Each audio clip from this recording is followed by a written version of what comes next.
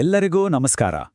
Police ಆಗ್ಬೇಕು, ಖಾಕಿ ಸಮವಸ್ತ್ರ ಧರಿಸಬೇಕು ಅನ್ನೋ ಕನಸು ಹೊತ್ತಿರೋರಿಗೆ ಇಲ್ಲಿದೆ ನೋಡಿ ಒಂದು ಸಖತ್ ಗುಡ್ ನ್ಯೂಸ್. ಕರ್ನಾಟಕ ರಾಜ್ಯ ಪೊಲೀಸ್ ಇಲಾಖೆ ಒಂದು ಬೃಹತ್ ನೇಮಕಾತಿ ಪ್ರಕಟಣೆ ಹೊರಡಿಸಿದೆ. ಬನ್ನಿ, ಈ ಅದ್ಭುತ ಅವಕಾಶದ ಬಗ್ಗೆ ಪೂರ್ತಿಯಾಗಿ ತಿಳಿದುಕೊಳ್ಳೋಣ. ಮೊದಲಿಗೆ ಈ ನಂಬರ್ ನೋಡಿ, 3991. ಇದು ಜಸ್ಟ್ ಒಂದು ನಂಬರ್ ಅಷ್ಟೇ ಅಲ್ಲ, ಇದು ರಾಜ್ಯಾದ್ಯಂತ ಸಾವಿರಾರು ಜನರ ಕನಸು ನನಸಾಗೋಕೆ ಸಿಕ್ಕಿರೋ ಒಂದು ದೊಡ್ಡ ಅವಕಾಶ. ಇಷ್ಟು ದೊಡ್ಡ ಸಂಖ್ಯೆಯಲ್ಲಿ ನೇಮಕಾತಿ ನಡೀತಿರೋದು ನಿಜಕ್ಕೂ ಅಪರೂಪ.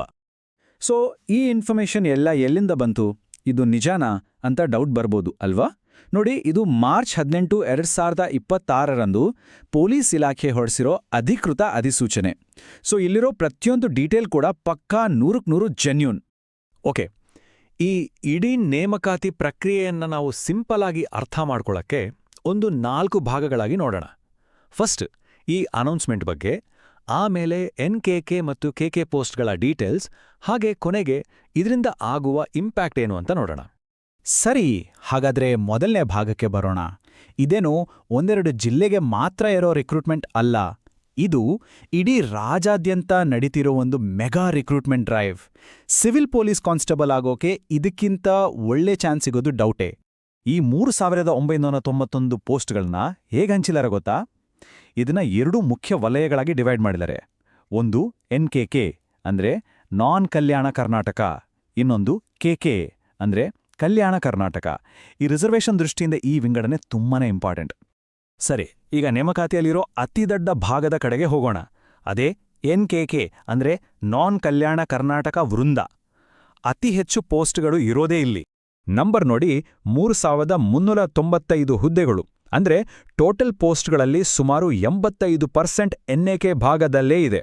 ಸರಿ, ಹಾಗಾದ್ರೆ ಈ ಪೋಸ್ಟ್ಗಳು ಯಾವ್ಯಾವ ಜಿಲ್ಲೆಗೆ ಎಷ್ಟೆಷ್ಟು ಹಂಚಿಕೆ ಆಗಿದೆ ಅಂತ ಈಗ ನೋಡೋಣ. ಈ ಲಿಸ್ಟ್ ನೋಡ್ತಿದ್ರೆ ಕಣ್ಣು ಮೊದಲು ಹೋಗೋದೇ ಬೆಂಗಳೂರು ಕಡೆ ಅಲ್ವಾ?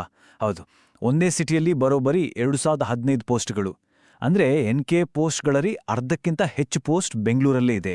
ಅದಾದ್ಮೇಲೆ ನೋಡಿ, ಮಂಗಳೂರು ಸಿಟಿಯಲ್ಲಿ 125, ಮಂಡ್ಯದಲ್ಲಿ 100, ಕೊಡಗಿನಲ್ಲಿ 75.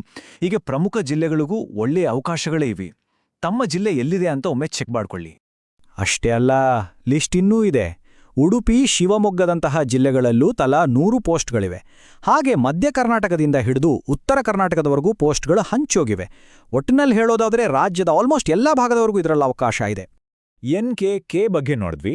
ಈಗ ವಿಶೇಷ ಮೀಸಲಾತಿ ಇರೋ ಕಲ್ಯಾಣ ಕರ್ನಾಟಕ ಅಂದ್ರೆ KK ಭಾಗದ ಹುದ್ದೆಗಳನ್ನು ನೋಡೋಣ. ಈ ಭಾಗದ ಅಭ್ಯರ್ಥಿಗಳಿಗೆ ಇದು ನಿಜಕ್ಕೂ ಒಂದು ಸ್ಪೆಷಲ್ ಚಾನ್ಸ್. ಈ ಭಾಗಕ್ಕೆ ಅಂತಾನೆ ಒಟ್ಟು 596 ಹುದ್ದೆಗಳನ್ನ ರಿಸರ್ವ್ ಮಾಡಲಾಗಿದೆ. NKKಗೆ ಕಂಪೇರ್ ಮಾಡಿದ್ರೆ ನಂಬರ್ ಕಡಿಮೆ ಅನ್ಸ್ಬೋದು, ಆದರೆ ಈ ಪ್ರದೇಶದ ಜನಸಂಖ್ಯೆಯ ಲೆಕ್ಕದಲ್ಲಿ ಇದು ತುಂಬಾನೇ ಮುಖ್ಯವಾದ ಸಂಖ್ಯೆ. ಬನ್ನಿ, ಈ ಪೋಸ್ಟ್ಗಳು ಎಲ್ಲೆಲ್ಲಿವೆ ಅಂತ ನೋಡೋಣ. ಇಲ್ಲಿನ ಡಿಸ್ಟ್ರಿಬ್ಯೂಷನ್ ಕೂಡ ಇಂಟ್ರೆಸ್ಟಿಂಗ್ ಆಗಿದೆ. ನೋಡಿ, KK ರಿಸರ್ವೇಷನ್ ಅಡಿಯಲ್ಲೂ ಬೆಂಗಳೂರಿನಲ್ಲಿ 171 ಪೋಸ್ಟ್ಗಳಿವೆ. ಆದರೆ ಮುಖ್ಯವಾಗಿ ಕಲಬುರಗಿ, ಬೀದರ್, ರಾಯಚೂರಿನಂತಹ KK ಭಾಗದ ಪ್ರಮುಖ ಜಿಲ್ಲೆಗಳಲ್ಲೇ ಜಾಸ್ತಿ ಪೋಸ್ಟ್ಗಳನ್ನು ಕೊಟ್ಟಿದ್ದಾರೆ. ಅಂದ್ರೆ ಆ ಭಾಗದವರೆಗೆ ತಮ್ಮದೇ ಊರಲ್ಲಿ ಜಾಬ್ ಮಾಡೋ ಅವಕಾಶ ಹೆಚ್ಚಾಗಿದೆ ಅಂತಾನೆ ಹೇಳ್ಬೋದು. ಸರಿ, ಇಷ್ಟೆಲ್ಲ ನಂಬರ್ಸ್ ನೋಡಿದ್ವಿ. ಇದರ ಅರ್ಥ ಏನು? ಇವು ಕೇವಲ ಅಂಕಿಅಂಶಗಳ ಅಥವಾ ಇದರ ಹಿಂದೆ ಬೇರೆ ಏನಾದರೂ ಇದೆಯಾ? ಬನ್ನಿ, ಈ ನೇಮಕಾತಿಯ ಒಂದು ಫೈನಲ್ ಸಮ್ಮರಿಯನ್ನು ನೋಡೋಣ. ಸೊ ಒಟ್ಟಾರೆಯಾಗಿ ನೋಡೋದಾದ್ರೆ ನಮ್ಮ ಮುಂದೆ ಇರೋದು 3091 ಅವಕಾಶಗಳು. ಇದರಲ್ಲಿ NKK ಅಭ್ಯರ್ಥಿಗಳಿಗೆ 3395 ಮತ್ತು KK ಅಭ್ಯರ್ಥಿಗಳಿಗೆ 596 ಹುದ್ದೆಗಳು. ಒಂದು ವಿಷಯ ನೆನಪಿರಲಿ, ಇದು ಜಸ್ಟ್ ಅನೌನ್ಸ್ಮೆಂಟ್ ಅಷ್ಟೇ. ಅಪ್ಲಿಕೇಶನ್ ಹಾಕೋದು ಹೇಗೆ, ಎಕ್ಸಾಮ್ ಡೇಟ್ಸ್, ಹೀಗೆ ಎಲ್ಲ ಡೀಟೇಲ್ಸ್ ಬೇಕು ಅಂದರೆ ಪೊಲೀಸ್ ಇಲಾಖೆಯ ಅಫಿಷಿಯಲ್ ವೆಬ್ಸೈಟ್ ssr.ksp.gov.in ಇದನ್ನು ತಪ್ಪದೇ ಚೆಕ್ ಮಾಡ್ತಾ ಇರಿ. ಸರಿಸುಮಾರು 4000 ಅವಕಾಶಗಳು ಇಡೀ ಕರ್ನಾಟಕದಲ್ಲಿ. ಇದರಲ್ಲಿ ಒಂದು ಪೋಸ್ಟ್ ನಮ್ದಾಗಬೇಕು ಅಂದರೆ ತಯಾರಿ ಎಲ್ಲಿಂದ ಶುರುವಾಗಬೇಕು, ಹೇಗೆ ಶುರುವಾಗಬೇಕು? ಈ ಪ್ರಶ್ನೆಗೆ ಉತ್ತರ ಹುಡುಕೋದೇ ನಮ್ಮ ಮೊದಲ